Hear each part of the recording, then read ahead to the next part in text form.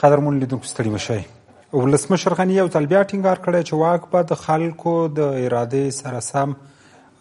منتخب ځایناستي ته پرېږدي. اشرف غني له امریکایي CNN تلویزیوني شبکې سره په مرکه کې یو ځل بیا د موقت حکومت د جوړېدو په اړه اندېښنه څرګنده کړې. ویلي دي اساسي هدف یې دا ده چې د خلکو د خوښې سره سم واک منتخب ځایناستي ته وسپاري. نوموړي ټینګار کړی چې طالبان نشي کولی خپلې پخوانۍ تجربې بیا پر خلکو تحمیل کړي. نوموړی وایي د سولې بهیر باید د افغانانو په مالکیت وي. هغه داسې چې نړیوالې ټولنې او سیمې هیوادونو په ضمانت باید روانه 40 کلنه جګړه پای ته ورسوي. ولسمشر غني په دې مرکه کې متحد ایالتونو ولسمشر څخه د افغانستان په اړه د تصمیم نیولو غوښتنه کړې او وایي چې د دوه اړخیزو ګډو ګټو لپاره باید مشترکې هڅې وشي. غني دا څرګندونې داسې مهال دي چې دوحه کې د مذاکراتي ټیمونو ترمنځ دویم پړاو خبرې پیلېږي. ویل کېږي د دویم پړاو د خبرو د بحث اصلي محور د نوي حکومت جوړېده دي. نن ډایالوګ کې په همدغو موضوعاتو باندې غږیږو. بحث کې راسره د افغانستان د مدني ټولنو د فدرېشن رئیس ښاغلی صدیق انصاري میلمه دی. ستړي مه شئ انصاري صاحب. هیله ده چې ټول یاست. ټولو معززو لیدونکو او اورېدونکو ته السلام علیکم ورحمت الله. مننه. ولسمشر غني په تېرو 2 ورځو کې پرله پسې 3 ورځو کې د موقت حکومت د ردېدو موضوع مطرح کوي. په ظاهره د خبرې دا وي چې واک د خلکو د ارادې د مخې زه سپارم او منتخب ولسمشر ته یې سپارم. څه معنا لري؟ څه یې اورېدلي دي چې دغسې څرګندونې کېږي؟ بسم الله الرحمن الرحیم. نو تاسې مخکې واضح کړه چې موقتې ادارې د ردېدو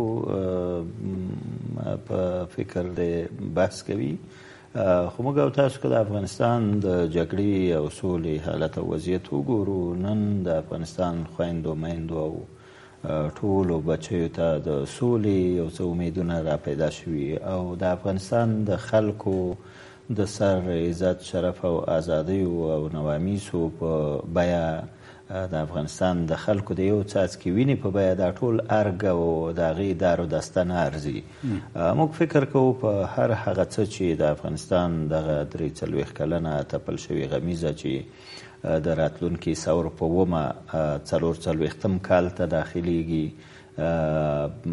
بلکې د هغې تر څنګ ویلی شو چې نږدې نیمه پیړۍ کېږي چې د افغانستان په مظلوم ولس دغه غمیزې د یو شمېر ناخلفه سیاسیونو لخوا تپل شوي چې لومړی دا هیواد او دا ملت د شوروي اتحاد په هغه زبرځواک او په وارساو پلورلو اوس همغسې مزدوران او اجیران را پیدا کېږي.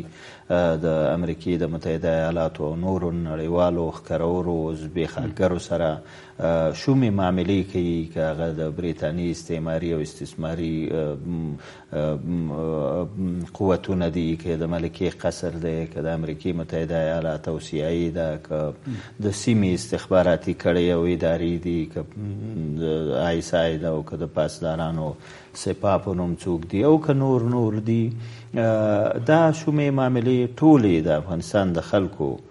د ژوند په بیه تمامیږي، د افغانستان د خلکو او زموږ د وطن او ولس د ملي نوامیسو په بیه تمامیږي،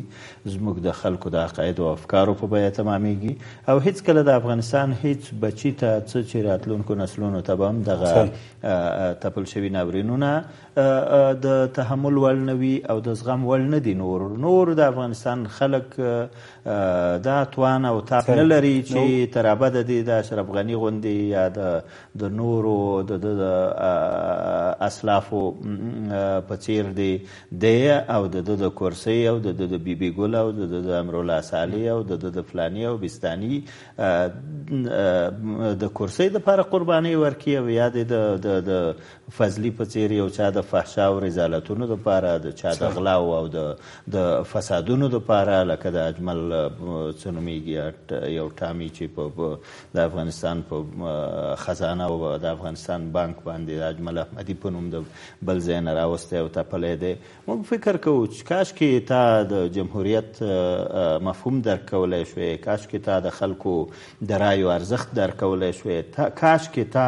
چې نن وایي چې د خلکو د ارادو مطابق به زه واک سپارم، کاشکې تا د خلکو ارادو ته، د خلکو ارمانونو ته احترام کړی وی، د خلکو ټکسونه دی په فساد نه مصرفولی، د خلکو بیت المال نه غلا کېدی ستا په حکومت کې. نن د جاپان غوندې یو کوچني هیواد پاسپورټ په ټوله نړۍ کې په 2021 کال کې تر ټولو ټاپ او معتبر پاسپورټ یادیږي، او له بده مرغه د همدغسې معلوم الحاله بې کفایته او بې درایته مسؤلینو او چارواکو د لاسه د افغانستان پاسپورټ یا سفري اسناد د نړۍ تر ټولو بې ارزښته اسنادو په نوم یادیږي. افغانستان د ناکامترین هیواد، د مفسدترین هیواد، د مخدره موادو د ستر تولیدونکي هیواد، د جنایاتو او د ناامنیو د لوی بدبخته هیواد، د فقر په برخه کې تر ټولو مخکې هیواد په نوم یادیږي. هدف دا دی چې موږ د خلکو د ارادو خبره کوو، د حاکمیت خبره کوو، د حکومت او د جمهوریت خبره کوو، نو دغه ارزښتونه دي چې د دې په اساس به د خلکو نه رایه اخیستي غوښتي وي چې زه عادلانه نظام راولم، ته د عادلانه نظام لار منشور وګوره، ته د تحول او تداوم منشور وګوره.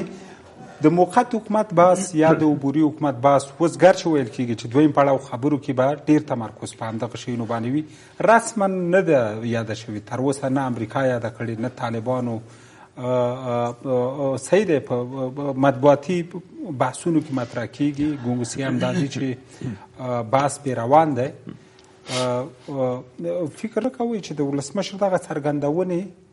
اوس دا ښایي چې روغتیا هم یو څه شته د موقت حکومت یا د عبوري دورې، ځکه د سر په سر دغه موضوعات ردی او د منتخب حکومت یا کله وایي چې انقطاع باید د واک رامنځته نه شي، څه معنا لري که چیرته په موقت حکومت یا عبوري دوره باندې توافق کېږي انقطاع رامنځته کېږي؟ فکر نه کوو د انقطاع مسله خو په ټولو مواردو کې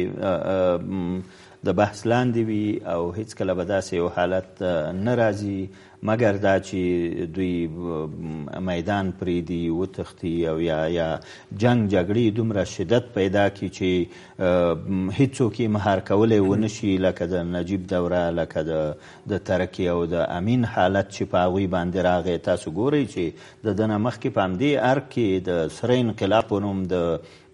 شوروي اتحاد او د کمونیستي رژیم په نظام چې نیمه نړۍ تسخیر کړې وه، د هغوی په زور د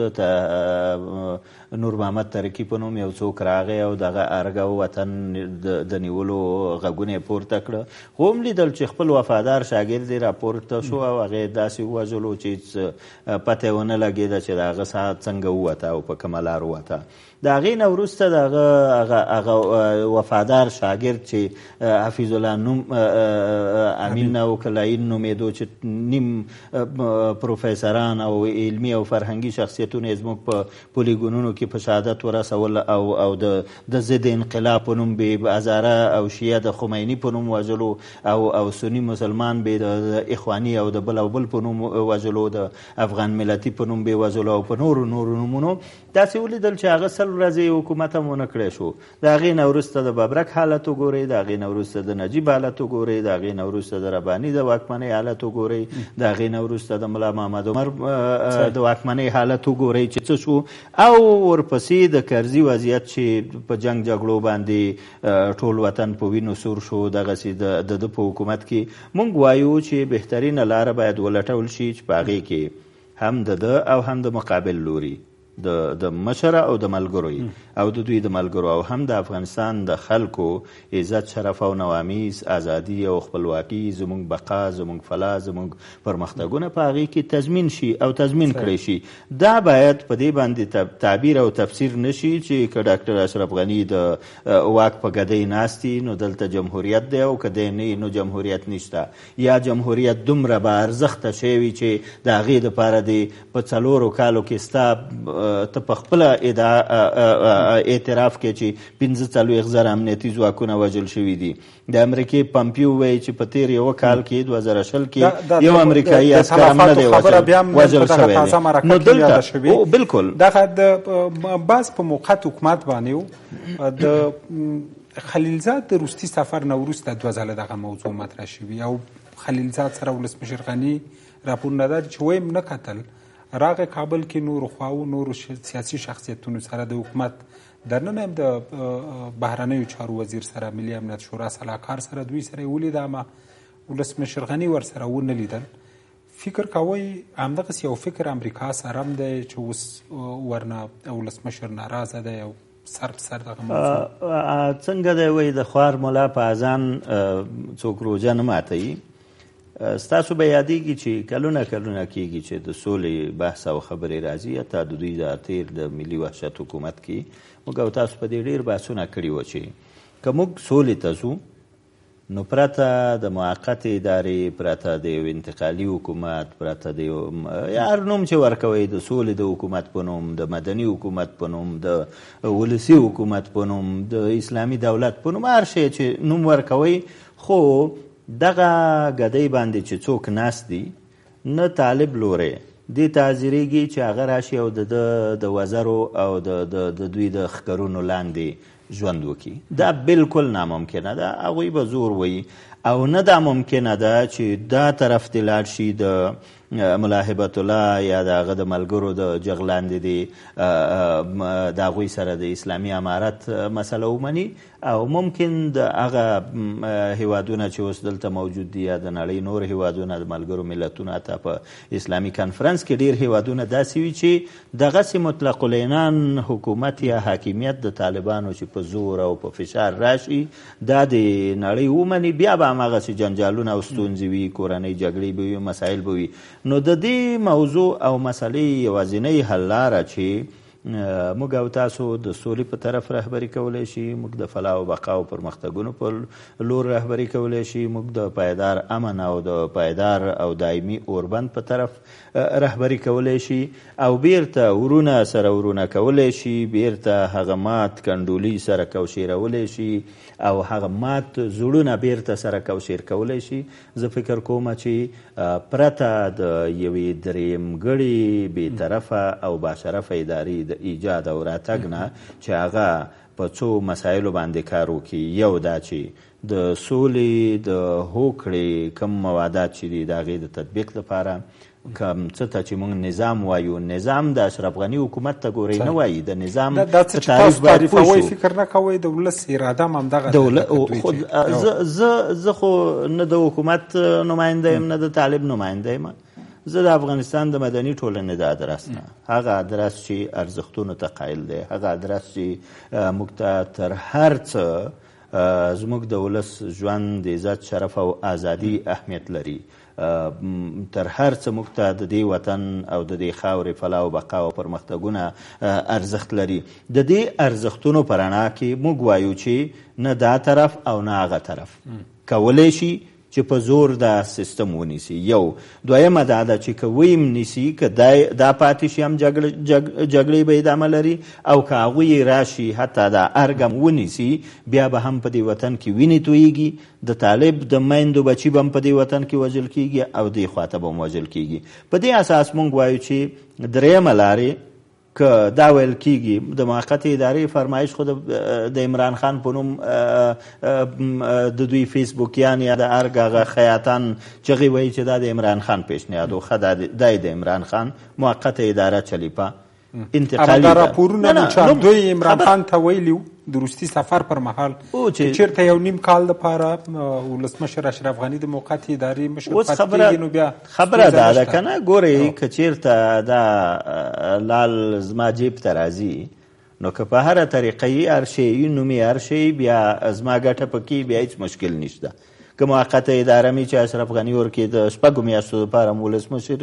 د هغې موقته ادارې مشري، نو بیا هېڅ مشکل نشته. دا موقته اداره لال و جواهر دي، دا د کعبې شریفې د تقدس په اساس راغلي او مقدسه کلمه وي. مګر که په دې موقته اداره کې تاسو د افغانستان هغه بهترین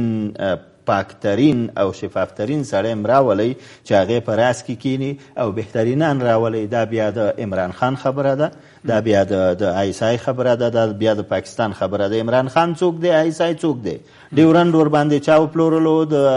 ایسوپي تړون ور سره چا وکړو، د استخباراتي معلوماتو د تبادلې تړونونه ور سره چا وکړه. تا د عمران خان او د پاکستاني اسټابلیشمنټ دپاره کوم کار نه دی چې تا نه دی کړی چې ته نن دا وایي؟ مونږ وایو زه دا د عمران خان خبره موقته نه، د اسلامي دولت په نوم یې جوړ کړي، موقت د مدني حکومت په نوم یې جوړ کړي، د ولسي حکومت په نوم یې جوړ کړي، د انتقالي حکومت په نوم، هر څه چې دا باید ګورئ د څه دپاره؟ د افغانستان د ژغورنې دپاره، د افغانستان د دې طرف خط د ملي امنیتي ځواکونو په نوم چې که د ملي امنیت عسکر دي، که جنرالانی دي او که مشرانی دي، د ملي دفاع وزارت چې هر څوک دي، د پولیسو چې هر څوک دي، دا ملکی خلک، دا مدني خلک، دا ژورنالیستان، دا لیکوال، دا فرهنګیان، دا د وطن هر بچی معصوم دی که وړ دی او که زوړ دی، او هخواته د ملا هبت الله نه نیولې تر ښکته ملګرو پورې دغه چې وژل کېږي، د دې جنازې د چا هدیرو ته ځي؟ خو زمونږ افغانانو هدیرو ته راځي. په یو تاسو لاړ شئ په دې هدیرو کې وګورئ چې په درجنونو قبرونو باندې سپین بیرغونه رپیږي، په هماغې هدیرو کې څنګ په څنګ په درجنونو سلګونو قبرونه داسې دي چې درې رنګه بیرغ په رپیږي، داسې بیرغونه هم شته چې تور بیرغونه د داعش د اسلامي خلافت په رپیږي. درې نظامه، درې حکومته، درې واړه د اسلام په نوم، اسلامي جمهوریت، اسلامي دولت یا خلافت او اسلامي امارت. تاسې وګورئ دا ټول که وژل کوي هم افغانان وژل کېږي پکې، که وژل کېږي هم افغانان دي. نو په دې اساس مونږ وایو چې درېیمه لار دا ده چې دغه چې شی ورته وایي شیروار دی که چې شی دا وسله وایي، د یو بېطرفه او باشرفه اداره رامنځته شي د افغانستان د علماو نه، د افغانستان د پوهنتونو د استادانو او متخصصینو نه، د افغانستان د علمي او فرهنګي او مدني او ولسي شخصیتونو نه داسې یو حکومت رامنځته شي چې هغه غرضي نه وي، نه د طالب ژرندې ته وباچوي، نه د اشرف غني او نه د داعش او نه د امریکې او پاکستان او ایران. دا اداره د یو نیم کال دپاره ایجاد شي چې هغه نظام چې مونږ ورته وایو چې زمونږ شیرازه ده، د نظام د مدیریت او ساتنې او دفاع دپاره د امنیت، د سولې، د هوکړې د تطبیق، د دې ترڅنګ د لوی جرګې د راغوښتلو چې لوی جرګې بیا څه فیصله وکړه، که په اسلامي شرعي او امارتي خلافت نظام باندې فیصله وکړه، که په انتخابي نظام یې وکړه، که اسلامي دولت یې ورته وویلی، که اسلامي جمهوریت یې وویلی، که اسلامي امارت. دا بیا فیصله شي. یو ارماني هغه دی. نه عملي ګوره، ارماني چشته دی؟ نه، ارماني وایي څه ته؟ دا د خلکو ارمان دی، د خلکو ارمان دی. ارمان هغه څه دی چې خلک یې غواړي. د څه دپاره زمونږ ارمان دی؟ د ژوند دپاره، چې زما دې خواته خط نه امنیتي ځواکونه او ولسم ژوندی او خوندي، او هغه چې مخالفت ورسره موجود دی. د طالبانو د خوا نه فکر کوئ دغه څه چې تاسو غواړئ دغسې یو درېمګړي باندې په هغوی توافق وي که نه؟ بل ځای د ولسمشر نننۍ څرګندونو کې وایي چې طالبان باید پخواني نظري او هغه کومې تجربې چې دوی لرودي هغه بیا په چا نشي تحمیلولی. دغه اندېښنه هم شته چې طالبان دې بیا هم په هماغه پخواني فکر باندې؟ نه ګورئ، دوه خبرې دي، کمې نظري او کم څه. که چېرته د افغانستان دپاره نظام جوړیږي نو هغه به په اصولو باندې جوړي. که موږ شرعي نظام غواړو نو هلته به د اله العالمین فرامین او الهي ارشادات حاکم وي، محمدي سنت به حاکم وي. هلته بیا د طالب خپل خواهشات چیرته دي او څوک یې ورسره مني؟ دلته خو موږ د ملا هبت الله د فرامینو لاندې یا د هغه د شخصي خواهشاتو باندې دپاره خو موږ نظام نه غواړو، لکه چې د اشرف غني د شخصي خواهشاتو، د بیبي ګل او د اجمل غني او د فلاني غني او د بستاني خالد او د بستاني څه د دوی د شخصي خواهشاتو او یا هم د فسادونو نه خلک تنګ دي. دغسې که هغوی فساد کوي، که هغوی جنایت کوي، که هغوی خلک وژني، دا چې د اسلام او د قرآن او د حدیثو خلاف وي، د الهي فرامینو خلاف وي، هېڅکله څوک ورسره نه مني او نه د زغملو وړ دي. موږ په نظام بحث کوو، اسلامي شرعي نظام هغه نظام ته وایي چې د اسلامي قانون مطابقي هلته د اله العالمین فرامین حاکم وي، که هغه د قصاص احکام دي، که هغه د حد حدود احکام دي، که هغه مثلا د عدالت احکام دي، که هغه د مساوات مسائل دي، که هغه اقتصاد دی، اقتصادي فقه ده، که سیاسي فقه ده یا فلسفه ده، هلته باید په اسلامي نظام کې داسې مسائل نه د خلکو دیکتاتوري شخصي فرامین او مسائل. د سولې دویم پړاو نن نه پیلېږي او ګورو به چې څه کېږي. دې ته راځو، دې نه وړاندې ولسمشر غني د امریکا له نوي منتخب ولسمشر نه غواړي وایي زر د افغانستان په اړه یو تصمیم ونیسئ چې څه کوئ. د ملي امنیت شورا سلاکار یې 2 ورځې وړاندې وویل همدغسې نن سره مرکه چې نن د ورسره مرکه کړي چې د سولې د پروسې نه چې تر اوسه په مخ تللی موږ ملاتړ کوو، دا څه رقم ته چې دا همدغسې منو. بیا ترې نه څه تصمیم غواړي دا چې ورته تصمیم ونیسئ؟ هغوی خو تصمیم نیولی، توافق شوی دی او دوی ملاتړ اعلان کړی. او ترڅنګ بیا وایم چې 2015 کال نه په افغانستان کې ټول 98 امریکایان مړه دي او زمونږ بیا 40-50 نه ډېر یاد کړي دي. تاسو 2015 نه 98 ویلي، په 2020 کې مایک پامپیو ویلي چې یو بهرنی سرتیری هم نه دی وژل شوی. او دلته که موږ او تاسو زموږ د دې داخلي مستوفیانو محاسبې حساب کو، هم د دې خوا مستوفیانو هم اخوا تاسو د طالبانو ویب سایټونه او نشرات هم وګورئ چې هره ورځ څومره د امنیتي ځواکونو د وژلو دعوه کوي. تاسو بیا د دوی خوا د خیاطانو دغه حساب کوي چې دوی د څومره طالبانو او د مخالفینو د وژلو ادعا کوي. که دا د دې مستوفیانو هغه محاسبه مونږ او تاسو سره سرجم کو، په لسګونو زره د کال دلته بېګناه خلک د امنیتي ځواک په نوم د طالب او مخالف په نوم وژل کیږي او درد او تکلیف ټول د افغانستان مظلوم ولس باندې باریږي. په دې کې نه د ملا هیبت الله زوی او لور او اولادونه او لمسیان وژل شوي، په دې کې نه د اشرف غني، مریم غني او طارق غني وژل شوي، په دې کې نه د اتمر هغه یوازینۍ لور وژل شوي، نه پکې د ښاغلي احدي یوازینۍ لور وژل شوي، نه پکې د استاد رباني او نه پکې د ښاغلي بل او بل او بل چې د دې امکاناتو او مزایاو نه ګټه اخلي. بلکې وژل کېږي څوک؟ زما استاد ژورنالیست، مدني شخصیتونه، علمي او فرهنګي شخصیتونه، د پوهنتون باندې د حملې کېږي، هلته خلک په شهادت رسېږي، په کورسونو او په مراکزو او په مساجدو د حملې کېږي، په ښارونو او بازارونو کې کېږي. درد یې ټول عام ولس ته رسېږي. د دې درد د خاتمې دپاره د سولې بهترینه پروسه او لار هماغه درېیمګړې لار ده. غوښتنه چې د جو بایدن نه کېږي چې تصمیم ونیسي، څه شي تصمیم؟ خو خبره که د هغوی د تصمیم وي نو بیا بین الافغاني مذاکرات په څه معنی، بیا د افغانانو ترمنځ خبرې اترې په څه معنی، بیا ته د یو خودمختار ملک د زعیم په توګه د ادعاو سره څوک یې او ستا د ادعاوې څه معنی لري، او په مقابل کې بیا د طالب لوری چیرته چې مسؤلانه وي وتل او که پاتې کېږم چې معلومه شي. ګورئ، موږ او تاسو که په داسې مسایلو بحث وکړو او کوو چې د ګریز نه بلکې د حل لار پیدا کړو، هغه که دوی همیش وایي چې باعزته سوله په خپله ده باعزته،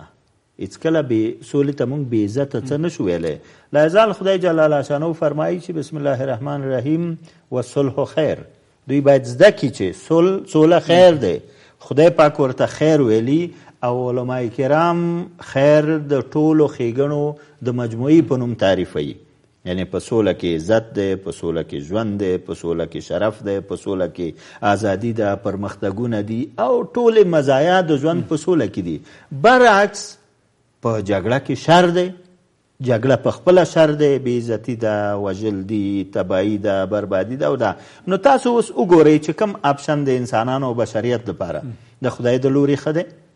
او د انسانانو د ارمانونو او غوښتنو په اساس، یا دی چې وایي چې د ولس د ارادو په اساس به زه بل ځای ناستي ته دغه سپارم. نو آیا د دې افغان ولس یا د نړیوالو ولسونو چې تا ته ټکس رالیږي او حتی د نړۍ د هغه بدکارو میرمنو ټکسونه هم د وطن ته د خیرات په نوم راځي، تاسو ورباندې عیش او نوش کوئ، مزې چړچې په کوئ د چا چې ګیرې دي هغه بیا په ګیره باندې لاس راکاږي او الحمدلله ووایي په خېټه لاس راکاږي د چا چې ګیرې نشته دی هغه بیا په کلونیا باندې خپل مخونه ورباندې غوړ کړي په هماغې پیسو باندې. تاسو وګورئ چې په کم یو کې ستا خیر دی ستا د راتلونکو نسلونو خیر دی په کم یو کې د دې مظلوم ولس او د دې خاورې خیر دی په سوله کې که په جګړه کې بیا هغه انتخاب کوي. موږ فکر کوو چې دوی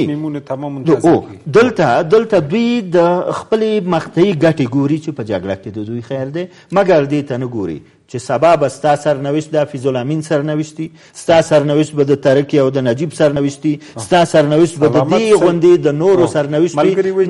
نو فلهذا د حل لاره ده. د دویم پړاو مذاکرات نن اساسي خبرې شروع کیږي اجنډا باندې به باسي څه فکر کوئ عمده ټکي به پکې کوم وي؟ اوس خو ویل کېږي چې راتلونکی نظام د هغې خوا نه طالبانو د اړخ نه او دې خوا نه پخوا معلومه ده چې اوربند غواړي. دوه مسلې دي. یو دا ده چې همدا تاسو چې ویلې د اوربند مسله بله جدي موضوع چې پکې را برسېره کېږي دې مذاکراتو کې چې نن باید د خبرې پیل شوې وي هغه به همدغسې د یوې موقت انتقالي سرپرست یا د ولسي ادارې ایجاد باندې بحث او خبره او حتی پریکړه وي تر څو دغه جنجال حل شي او یوازینۍ لارې همدا ده چې د خلکو که دی خو امنیتي ځواکونه دي که اخوا طالب دی او که عام ولس دی او که نړیوال دي د دوی د ژوند د عزت شرف او نوامیسو د دفاع دپاره او د مسؤون حل لارې په توګه پرته له درېیمې لارې چې هغه موقته یا سرپرست یا ولسي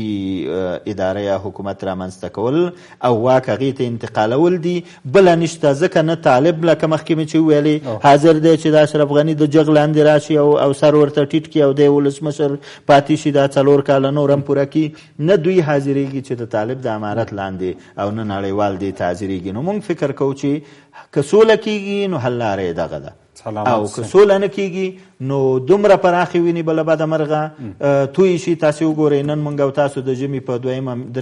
لومړۍ میاشت کې جدي میاشت کې یو تاسې وګورئ چې په دې ژمي کې د وینو او د جګړې اور کم شوی دی هېڅ کله نه. کله چې په ژمي کې داسې شدیدې جګړې لرو نو تاسې په پسرلي او په اوړي کې وګورئ چې څومره بد حال به وي. نو د دغې بد حالت د له منځه وړو یا مخنیوي دپاره هم دی خوا سیاسیونو مسؤلینو مشرانو هغه چې ځان ته رهبران وایي او هم اخوا او هم عام ولس مدني علمي او فرهنګي شخصیتونه او رسنۍ غږ کوو چې د سولې جرندې ته اوبه واچوئ او د جګړې جرندې د خلکو په وینو نورې مه خړوبوئ او مې چلوئ چې نور دا ولس او دا وطن تاب نه لري او لا مشکلاتو او ناورینونو سره به مخ شي. کور ودانمن ډېره زیاته انصاري صاحب درنو لیدونکو له تاسو مننه.